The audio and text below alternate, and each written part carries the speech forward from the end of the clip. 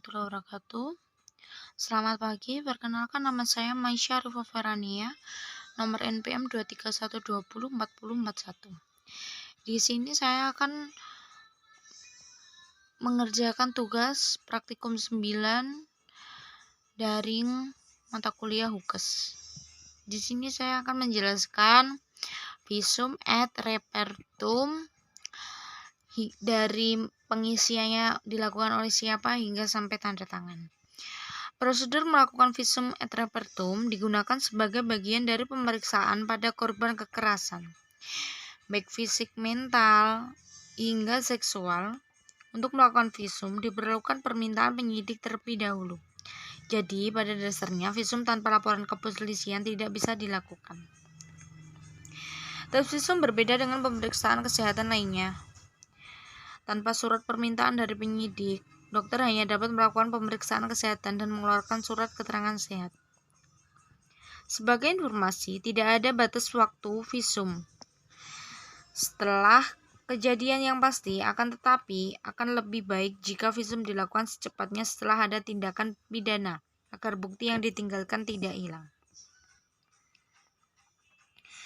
Nah, prosedurnya adalah pertama adalah seseorang perlu melaporkan tindak pidana yang terjadi kepadanya di kepolisian. Setelah itu penyidik akan mengajukan permintaan untuk melakukan visum.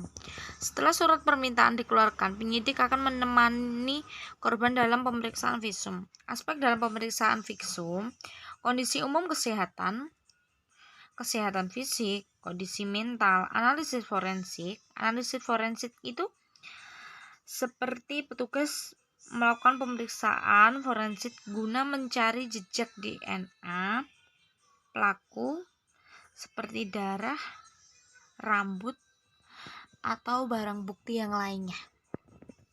Kondisi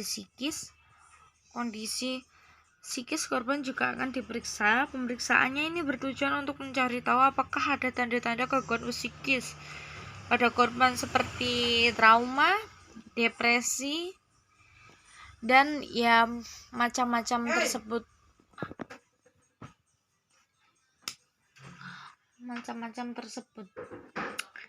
Jadi takutnya itu korbannya itu kayak trauma bisa jadi kan luka batin ya. Nah, apalagi yang terjadi padanya yang melakukan adalah orang yang paling disayang seperti suami, orang tua, ataupun keluarganya. Kekuatan visum itu ada 5, yaitu keterangan saksi yang melihat, kalau ada saksi yang melihat atau video, keterangan ahli, surat dari kepolisian, petunjuk itu kayak jadi kayak petunjuk itu misal dilakukan kekerasan di dalam rumah atau di luar. Nah, petunjuknya itu ada barang buktinya, ada bekas pukulan seperti itu, dan keterangan terdakwa, keterangan dari korban tersebut yang menerangkan di pihak kepolisian.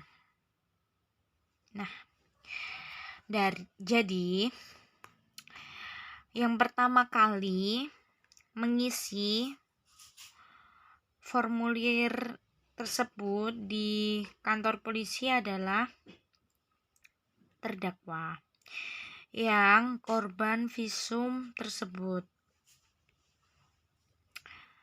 Nah, setelah itu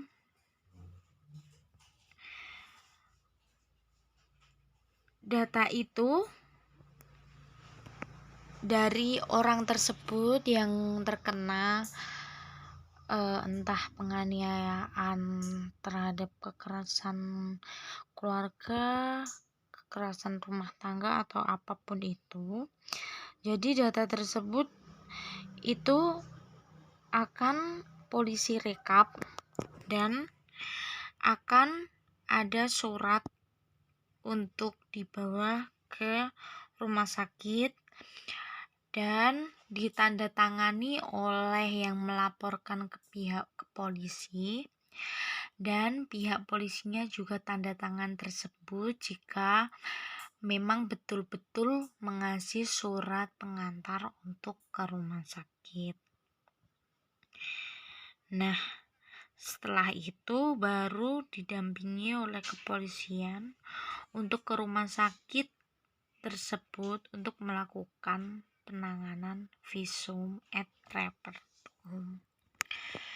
Nah, dari situ dapat dilihat bahwa memang jika memang benar-benar terjadi korban penganiayaan tersebut, memang betul-betul di situ akan keluar tesnya, dan di situ juga ada sidik jari pelakunya yang melakukan penganiayaan, dan barulah pihak kepolisian untuk bisa membawa kasus tersebut ke jalur hukum.